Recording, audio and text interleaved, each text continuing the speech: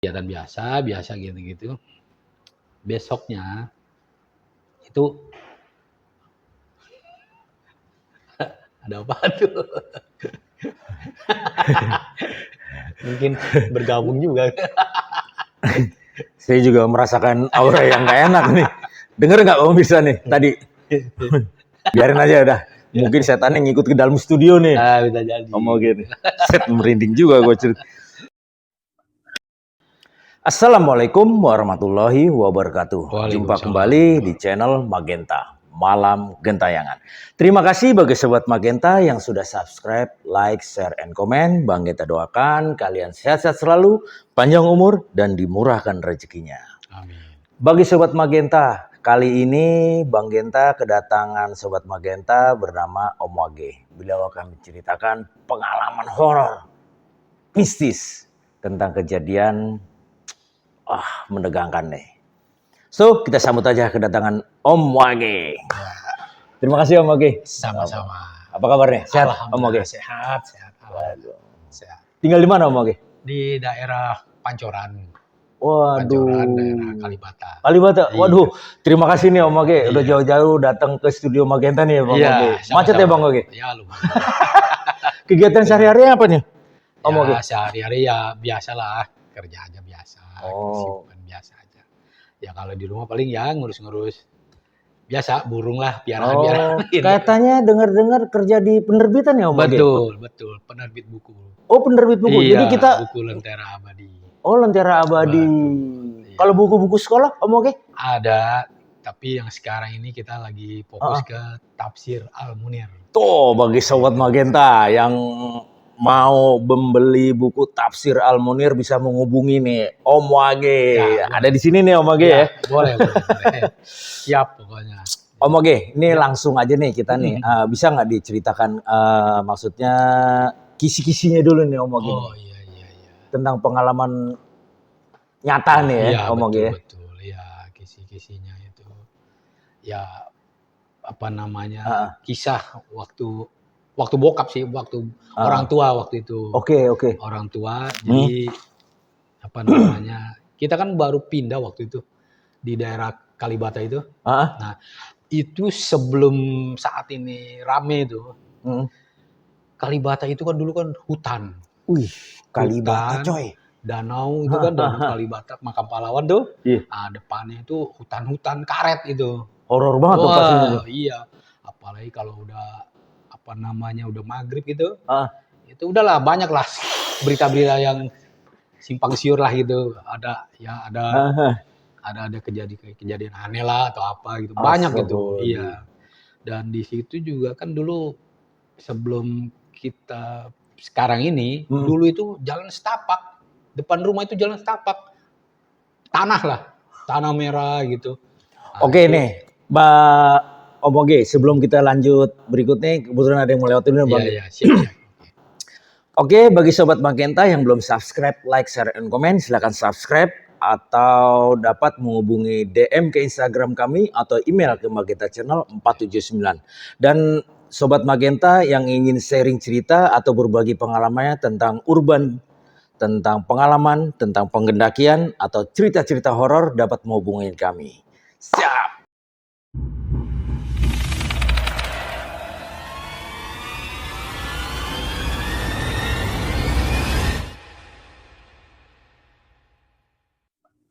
Lanjut Om Wage. Waktu apa namanya kita pertama kali pindah itu sekitar tahun 1973 74 lah gitu. Jadi di situ itu memang masih pohon karet, hutan-hutan, pohon-pohon bambu, empang-empang begitulah. Nah, kalau sekarang sih emang banyak apa rumah-rumah, jalan juga udah bagus sekarang. Tapi kan dulu kan sebelum itu kan kita udah masih pohon-pohon karet lah, hutan-hutan begitu. Iya. Nah, kejadian itu waktu sebelum maghrib kalau nggak salah tuh. Bapak saya di teras itu duduk ya kan sambil ngerokok, ngopi gitu kan. Namanya orang tua kan biasa. Iya benar. Kita biasa gelosoran di teras kayak gitulah. Nah, depan rumah itu nggak ada pagar sama sekali, ngeplong. Cuma Rumah saya kan agak tinggi dikit, Ya. agak tinggi dari jalan itu, jalan setapak gitu. Hmm. Nah, di depannya itu, depan rumah berderet tuh, sebelah kanan sana sampai sebelah ke kiri sebelah sana itu berderet tuh pohon waru 4 biji berderet tuh di seberang rumah. Pohon waru, ya tahu sendiri lah kalau pohon waru kan dulu kan zamannya dulu kan Iya. mistis banget lah gitu. Benar, Ya benar. kan? Ya dikait-kaitkan sama yang mistis-mistis lah gitu. Yang gaib-gaib lah ya ngomongin. Apalagi itu kan pohon warunya besar-besar. Wah, nggak bisa kita peluk lah pokoknya kalau batang pohon warunya itu. Besar sekali gitu. Nah, saat maghrib itu, bapak saya lagi duduk, pas kebetulan gerimis. Sebelum maghrib tuh, jam 5-an lah gitu. Hmm. Nah, kalau dulu kan di sana itu, namanya deket, hutan-hutan gitu kan. Kalau udah mau maghrib tuh biasa lah, gelap lah gitu ya kan. Nggak terang kayak sekarang kan gitu. Udah gitu penduduk masih Sepi, jarang-jarang. Jadi 73 ya, antara gile. rumah saya dengan yang lain tuh jauh jaraknya, gitu jauh-jauh. Oke. Gitu. Nah, dah saat bapak saya duduk ngopi ngerokok gitu, hujan-hujan tuh ya kan, gerimis ya, mau maghrib itu, tiba-tiba ada seorang nenek-nenek berteduh tuh pas lagi hujan itu di bawah pohon waru. Pohon waru itu. Iya. Kata bapak saya bilang gini, "Nek, kesini aja, hujan di situ." Tapi nggak ngomong tuh nenek-nenek. Istilah kata nggak ngerespon ya. Nggak respon, betul, diem aja. Cuma pakaiannya masih biasa lah, namanya nenek-nenek dulu pakai kebaya begitu kan modelnya kan. Iya. Ya gitu. Tapi nggak basah. Herannya itu. Nenek-nenek itu bajunya. Kan lagi hujan, lagi gerimis. Oh, Gitu. kayak model kayak waterproof gitu kali ya. Betul, iya betul. Kayak orang pakai jas hujan aja kan gitu. Wadaw. Iya. Pas dilihatin sama bapak saya tuh kok ini orang diem aja gitu kan ya. Ditawarin lagi kan, "Nek, kesini Nek," kata bapak saya tuh. "Di sini aja Nek, basah di situ hujan," gitu. Diem aja. Ya udah akhirnya bapak saya pikir karena hujan mau ngambil payung kan ke dalam tuh, ke dalam rumah. Oke. Pas udah ngambil payung keluar nggak ada nenek-neneknya. Oh, mak. Udah kejadian itu kan sore itu. Pas nggak ada gitu, udah bapak saya langsung masuk lagi kan ke dalam. Udah akhirnya ajan tuh kan ya, ajan maghrib. Udah masuk dalam, terus bapak saya sholat segala macam, duduk lagi setelah sholat maghrib tuh, duduk lagi di teras gitu. Karena kan di teras itu kan depan rumah saya kita kan lampu agak terang dikit, ya kan, remang-remang lah gitu. Oke. Terus di pinggir jalan sebelah sana itu ada bohlam kecil lah gitu, dia buat penerangan jalan, gitu. Nah setelah itu bapak saya duduk lagi, ada temennya tuh kan, ngobrol sama temennya, ada tangga lah, tapi cuma agak jauh dikit lah rumahnya gitu. Kebetulan dia pas lewat setelah dari musola, kan dia lewat, mampir lah, kata bapak saya, "Dir, mampir Dir." Abdul Qadir namanya. Siap. Abdul Qadir orang Betawi. Orang Betawi situ ya, Om. Ngobrol deh tuh ya, ngopi segala macem, ngopi. Tiba-tiba pohon waru yang sebelah sana itu, yang sebelah kiri, ada kakek-kakek putih semua, dari jubahnya, rambutnya putih semua, jenggotnya putih semua. Nah, cuma anehnya putihnya itu nggak kayak putih biasa gitu, kayak mengkilap, putih banget gitu. Teman bapak saya ini bilang, "Pak Karsun, tuh siapa?" "Loh, nggak tahu," katanya gitu. Bapak saya baru juga ngeliat orang ini," katanya gitu. "Kita panggil, hujan masalahnya kasihan." "Iya, panggil." Pas mau dipanggil, dia jalan di balik pohon waru itu ke sebelah pohon waru. Oh, ngebelakangin gitu jalan. Oh, ini. Iya. Nah setelah itu teman bapak saya itu nyamperin kan, ternyata nggak ada. Itu dicari sampai muter itu, sampai muterin pohon waru itu. Kan pohon waru kan gede dulu tuh, besar. Iya. Pohon waru itu dulu. Diputerin itu sama teman bapak saya itu. Sampai balik lagi itu nggak ada lagi. Udah nggak ada orangnya. Gitu. Nah, sejak itu udah deh tuh. Bapak saya cerita sama tetangga yang lain. Ternyata katanya memang sering di situ ada penampakan-penampakan yang kasat mata lah gitu. Oh. Nah, udah akhir cerita udah sampai itu besoknya tuh udah kita biasa lah gitu kan. Iya. Kegiatan biasa gitu-gitu. Besoknya itu ada apa tuh? Mungkin bergabung juga. Saya juga merasakan aura yang gak enak nih. Dengar nggak kamu bisa nih tadi? Biarin aja udah. Mungkin setannya ngikut ke dalam studio nih. Nah, bisa jadi. Ngomong gini. Set merinding juga gue cerita. Nah, jadi setelah kejadian itu besoknya itu udahlah kabar tersampaikanlah ke masyarakat yang sekitar gitu ya. Nah, sejak itu memang jarang orang lewat kalau maghrib, udah jarang lah sekali gitu. Kecuali kalau misalnya ada perlu atau apa gitu kan. Siap. Nah, sejak itu daerah tempat saya itu memang angker ternyata katanya gitu. Oh. Jadi dulu memang pernah ada apa namanya tempat pembunuhan segala macam di situ. Keterangan orang-orang asli di situ gitu, orang-orang Betawi asli di situ. Oke. Ada pembunuhan lah, inilah pemerkosaan segala macam, mati di situ, buang mayat di situ segala macam. Gitu. Di daerah Pengadegan itu Kalibata. Iya. Kalibata. Dulu sebelum komplek DPR itu ada, itu hutan semuanya tuh. Sekolah tinggi Trilogi itu, nah itu rawa-rawa situ, rawa-rawa, empang segala macam, rawa-rawa itu semuanya situ. Gitu. Nah, jadi ya memang dulu memang tempatnya buang-buang mayat di situ banyak. Oh. Gitu. Selama kejadian itu, memang beberapa tetangga-tetangga juga pernah ngalamin juga. Gitu. Hal-hal yang seperti itu juga. Ada yang beginilah nongol, ada yang begitulah nongol gitu. Gile. Ada juga dulu ada sumur, bentuknya sumur tua gitu. Sumur dulu kan sumur kan nimba gitu kan. Iya, betul. Nah, sumur tua itu, aduh merinding ya. Sumur tua itu, nah itu ada sejenis naga, katanya naga gitu kan. Naga, tapi kepalanya kepala manusia. Segini nih, manusia. Sebutannya apa tuh? Ya nggak tahu juga, pokoknya dibilangnya mungkin naga atau apa gitu cuma. Gitu. Sumur tua waktu itu. Cuma memang itu sumur udah nggak pernah dipakai sama orang-orang sekitar situ. Oke.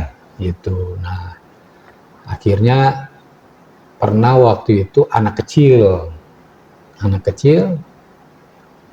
pas lagi main di pinggiran sumur itu, dia dikagetkan juga itu katanya, nangis tuh anak kecil. Nangis, akhirnya dibawa sama ibunya tuh kan, ke orang pinter lah. Kalau orang dulu kan bilang orang pinter ya. Iya, betul. Nah, paranormal atau apa gitu nggak tahu. Ditanya, ya nemuin orang itu badannya ular, kaki ular, nah kepalanya manusia. Gitu. Bener gitu ternyata gitu. Dan akhirnya ya udah. Kesepakatan semuanya itu akhirnya sumur yang dekat situ ya mau orang pinter dibersihkan lah istilahnya, dibersihkan baru diuruk. Akhirnya, ditutup. Jadi tutup, udah nggak ada ini lagi sumur di situ. Jadi udah rata sama tanah gitu. Nah, di sebelah sananya sumur itu pohon-pohon bambu itu. Kalau kita zaman dulu ya, namanya pohon bambu itu banyak tuh, bambu yang besar-besar itu kan. Nah itu ya mistisnya besar banget di situ tuh. Ini. Gitu.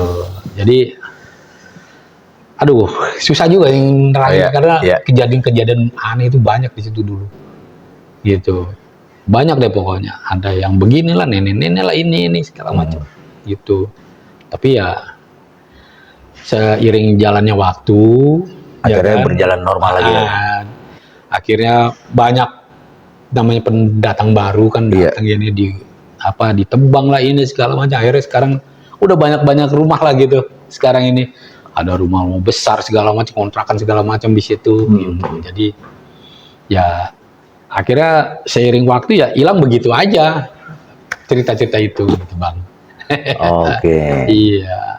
Ya itulah istilahnya pengalaman mistis saya waktu tinggal di Pegadegan itu. Tahun 73 ya? Tahun sekitar 73, 74 lah gitu Bang. Waduh. Iya. Terima kasih nih Om Wage sudah menceritakan. Iya. Betul. Aduh, pengalaman yang sangat, buat gue sih pengalaman sangat horor ya Bang. Iya benar. Sampai tadi tuh di detik keberapa tuh sampai ada bunyi juga. Kita juga sampai merinding. Merinding juga loh, gile. Om, pengen saya tanya nih Om. Suasana pada tahun 73, apalagi rumah Om itu di Pegadegan nggak jauh dengan Kalibata Om ya? Iya, benar. Nah, Taman Makam Pahlawan Kalibata. Nah, bisa nggak tuh Om ceritain sedikit aja Om tentang pengalaman Om nih, maksudnya di sekitar Kalibata pada tahun 73 tuh kayak gimana tuh Om? Waduh. Sedikit aja nih Om. Serem lah pokoknya, gimana ya? Namanya dulu kan zaman pinggiran itu kan kita masih ya kampungan lah gitu, masih Pengadegan itu masih hutan-hutan, masih banyak pohon-pohon lah segala macam. Apalagi deket Kali Ciliwung itu. Itu masih ya masih banyak pohon lah gitu. Masih kayak apa ya? Pedalaman banget gitu dulu tuh. Gitu. Dulu tuh tahun segitu. Nah, sekitar tahun 80-an apa 80-an kalau nggak salah 84 apa 80 berapa gitu. Kan pernah terjadi pembunuhan itu di Pragawati tuh. Nah, pas di makam di mall Kalibata tuh. Wah, kayaknya nih buat episode berikutnya nih Om. Wah, itu. Nih mungkin ada episode berikutnya tentang amin, ini nih Om ya. Iya benar. Nah yang kedua nih Om, ada nggak kaitannya dengan sumur tua itu, penunggu sumur tua yang berbentuk kepala manusia, naga berbentuk kepala manusia tuh Om. Jadi penduduk sekitar merasa was-was atau merasa takut? Ada, waktu itu ada. Makanya kan waktu itu setelah kejadian itu kan banyak warga udah nggak berani ke situ tuh ke sumur itu gitu. Karena mungkin ada kejadiannya kesurupan atau segala macam. Sering itu mah. Sering itu. Tetangga tuh ada yang kesurupan lah. Kakak saya aja kesurupan. Astagfirullah. Itu. Ada itu yang kesurupan segala macam, banyak itu yang begitu. Gitu. Akhirnya apa? Waktu pas kesurupan itu ya mintanya aneh-aneh lah. Kopi lah, inilah itu, gitu, ya kan? Iya, benar. Kan kembang segala macam gitu kan. Nah, tapi dia mintanya ditaruhnya di pohon-pohon bambu itu. Kan nggak jauh tuh. Dari sumur itu ke pohon-pohon bambu itu. Nggak jauh gitu. Jadi tolong taruh di sana katanya. Istilahnya kalau orang bilang dulu sesajen. Gitu. Dari mulai kembang lah, inilah itulah itu. Ya kita kan ya kita namanya percaya nggak percaya kan, kejadian gitu kan, ya baca-baca bisa. Betul. Apalagi Om Wage ini kerja di penerbitan, ngeluarin buku tafsir nih Om. Amin. Waduh. Ya makanya kan sejak kejadian itu sumurnya ditutup, ya kan, sumur ditutup. Itu saat sumur ditutup itu kejadian juga ada yang kesurupan, gitu. Gitu. Kesurupan. Om, jangan salah. Yang terakhir nih Om. Tadi Om bekerja di penerbitan buku tafsir Al-Munir ya Om. Iya, betul. Kira-kira bawa contohnya kan nih Om? Ada. Ada. Serius Om? Serius. Bisa dilihat Om? Sebentar ya, saya ambil dulu. Ya Om. Wah kayaknya udah disiapin nih.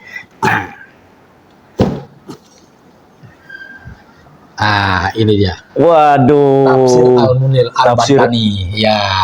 Ini menceritakan tentang apa nih Om? Nah, ini sejarah. Bisa agak mundur dikit Om. Ini bukannya ini nih Om ya? Ini ahli tafsir Oke. di dunia. Nah, yang dulu apa namanya gurunya Hasyim Asy'ari. Ini dia nih. Nah, sama Kalau nggak salah yang penuh ulama besar yang dimakamkan di Mekah ya Om? Iya, itu jasadnya Al-Bantani itu nggak Oke, tahu hancur. sejarah. Gitu. Oke, bagus sekali nih bukunya nih. Om, nih kalau beli berapa nih Om? Ini kalau harga kita satu set ini kan ada 9 buku, 9 jilid ya Om ya? Nah, 9 jilid. Ini kita jual harga 3.600.000. Oke. Mungkin kalau di studio Bang Genta bisa dikasih diskon nih Om ya? Ada Oke. Spesial diskon. Mantap.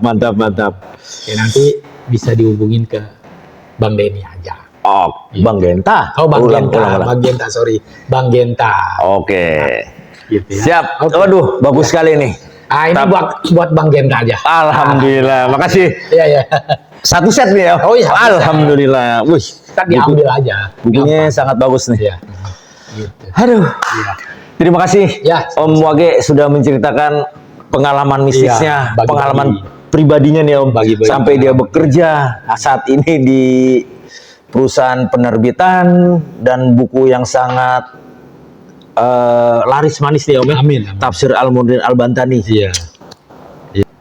Terima kasih bagi Sobat Magenta sampai detik ini. Dan bagi Sobat Magenta yang ingin sharing cerita atau pengalaman pribadinya tentang pendakian, mistis, dan horor, tentang urban legend lainnya, dapat menghubungi DM ke Instagram kami atau email ke Magenta Channel 479@gmail.com. Yeah. @gmail.com. See you and beware of your mind.